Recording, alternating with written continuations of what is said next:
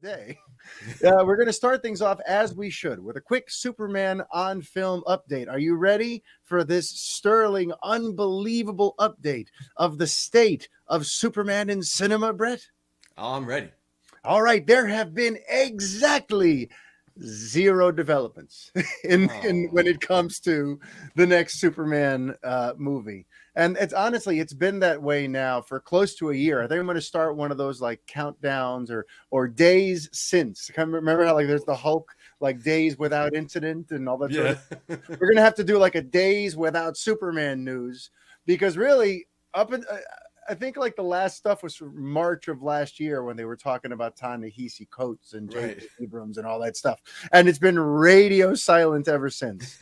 But look, in lieu of having some juicy Superman movie news to lead with, I thought we could talk a little bit about where we're at right now in terms of getting on the on-ramp for a new Superman movie.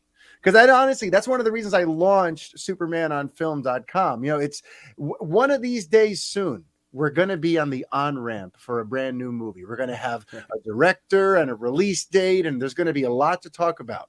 This is my optimism. It's going to happen soon. I swear. But since we are approaching an on ramp, I hope.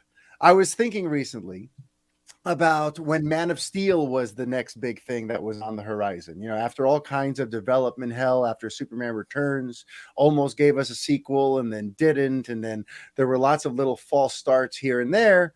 Finally, after 6 years after Superman Returns came out, we finally started hearing things about this Man of Steel movie. And right now, I kind of want to just kind of compare where we're at because it's interesting. There are some similarities.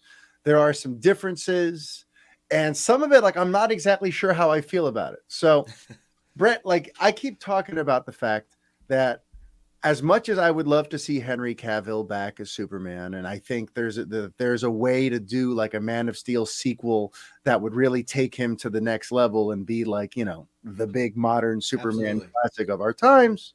As much as I'd like that, I would also love for a visionary director to step in and kind of do what Matt Reeves is doing with Batman, right? I've referenced that a bunch of times, but this week it dawned on me that that's actually impossible at this point. Like with the current way that things are lined up, they're already working on a Superman story without even hiring a director. So yeah, here right now, like the similarities are when Man of Steel was being produced, you had Christopher Nolan as like the mega producer. Him and his brother and David Goyer had all sort of worked out a story, and then they brought in Zack Snyder as a sort of hired gun, and now direct this thing that we would like to get made, right? Right. And funny enough, that's where we are now with this new Superman movie, where you have Abrams as like in the Nolan position, as the Godfather, as the uber producer, Jaja Abrams that he is. Judge Abrams.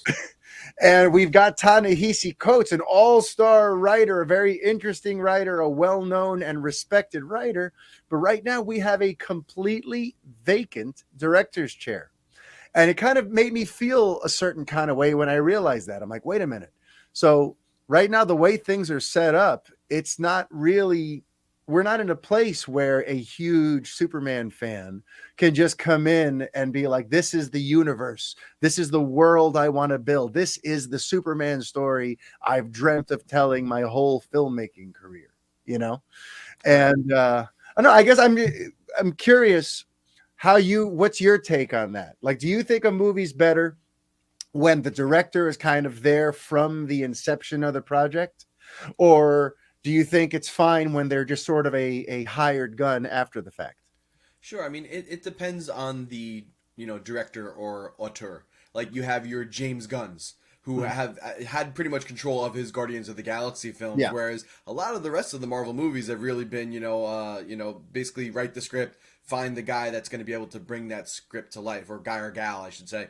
But yeah, I mean, sometimes I think with Superman in this case, I really like this approach because I think they know we got to nail a script down. We got to get an amazing, phenomenal story and a phenomenal script, and then we hunt and search for the guy that either brings us a pitch on how to bring that to life, or they Yeah. find the guy that they think is the one to bring that script to life versus trusting an auteur. I mean, I know Zack Snyder was not, I think, at least Man of Steel, I know he didn't write that one, right? But Yeah. he has had his hands in basically like the Justice League and Batman and Superman. I think he was very Yeah. heavily involved in the script where you got that kind of auteur approach. And, you know, listen, we know how that went, despite how a lot of his fans feel. And even me, like, I still enjoyed all those movies. I didn't, like, hate them. So, but I think Warner seeing that, they want to get away from that approach. They said, we got to get this right this time. And we need to then find the guy that's going to bring it. And, you know, there's a little caution with that too, because then you worry that, like, well, then the studio is going to have a little bit extra to say at that point because they're kind of picking somebody. So I know, I'm sure everyone kind of has nerves or leans all over in every direction. Yeah. So Yeah, for me, I kind of go both ways on it. I kind of wish that someone would come in with that epic pitch who just, this is what they've been waiting to do. Like, it seems like Matt Reeves is just like, right. He's like a kid in a candy store when it comes to making his Batman movie. So there's a part of me that would love to have a filmmaker like that. But at the same time, I tend to trust Abrams in this role that he's in. I like him better as the producer who puts the team together than I do like him as the director actually in the director's seat, if that makes any sense. No, I think he's good at like putting together the right creative team and giving them the tools they need to go do what they got to do, Yeah. So I have to think that Abrams and Coates, if he hired Ta-Nehisi Coates, is because they do together have some sort of idea for the type of story they want to tell. And I guess the next step is that once they have that story nailed down, they're going to go find their director. And it's, I just hope they get someone who's up to the task. Like right now, my current fave, and I've mentioned this for a couple of years now, is I would love to see what Travis Knight does with Superman. Are you familiar with his work? He did Bumblebee. He did he did the animated Kubo and the Two Strings. He's got some interesting gifts when it comes to telling stories that have a lot of heart, but also have some commercial appeal. What he did with Bumblebee, did you see that? I actually didn't. I kind of the Transformers series after the second one, I was like, I'm over it. Yeah, you're a huge embarrassing failure, but it's okay, Brett.